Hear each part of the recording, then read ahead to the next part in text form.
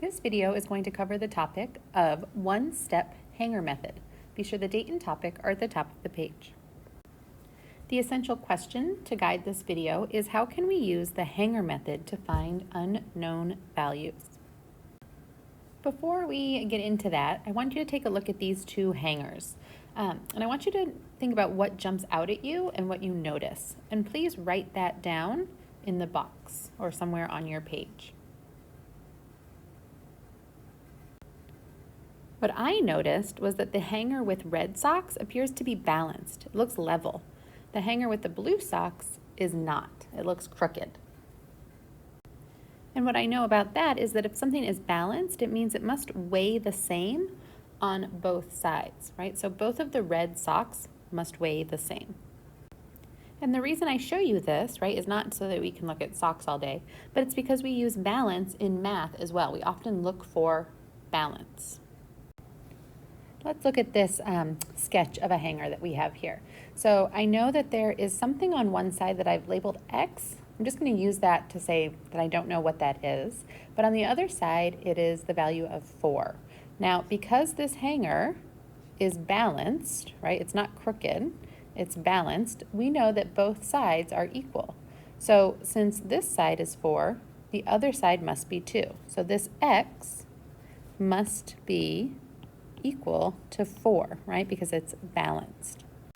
We're going to use this balance method to solve for what we call unknowns, and I'll be using a letter each time I don't know the value of something, and then we can work out to find out what that value is.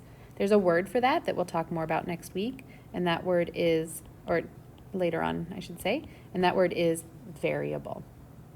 But for now, just know that when I see a letter, it's because I don't know what the value is, but I'm going to work to figure out that value. So we have another hanger here, and it's balanced, and this time I see that there are 2 boxes, and each box has the letter X. And on the other side, there's just one tile that's worth 6. So think for a moment, how much must each of these boxes be worth if together they're balanced with the side of 6? Did you say 3? Well, good. Let me write down what we did. So we said that there were 2 X's, that's how I'm going to write that, and together they were a total of 6. So since 2 X's weighs the same as 6, you probably realize that each X would be carrying half the weight. So we could say that this one X was 3, right? And that works because if this is 3 plus 3, it would equal a total of 6. Here's another one. So this time I see on my balanced hanger that I have 5 in this box and a Y on one side, and on the other side I just have 7. So how much do you think the Y is worth? We know both sides weigh the same because both of these are balanced, right? They are balanced. Did you say 2? If so, that's great, because we know that this Y and 5 more was balanced or the same as the side with 7.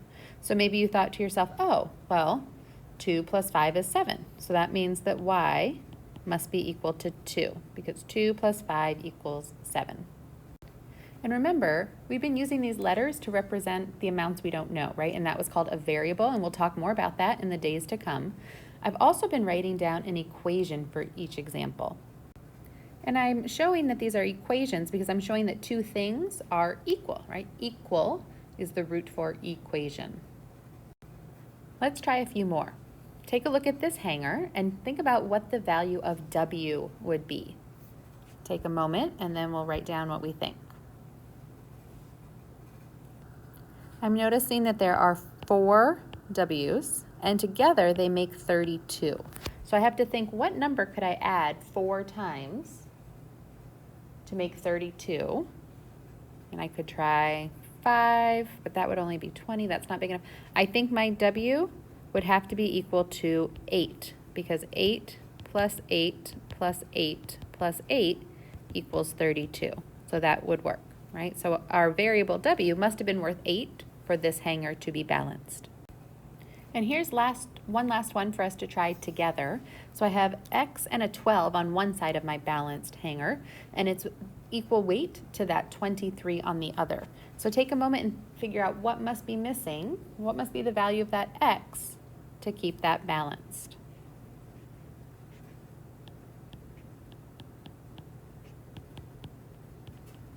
Did you decide that x must be worth 11? Nice job, right? That works because 11 plus 12 would equal 23, which is what we want. Lastly, I'm leaving you 2 to try on your own. So be sure to sketch the hangers, write the equation, right, with 2 things being equal, and then determine the value of each of the variables that you see there. Be sure that I can see your work and your answers when I check your notes. And remember, the essential question for this video was how we could use the hanger method to find unknown values. And hopefully you can see the hanger is a nice visual to show us that 2 sides of an equation are equal. We will of course practice this more together in class, but be sure to write down any questions you might have in your notes, and we will continue to work on this.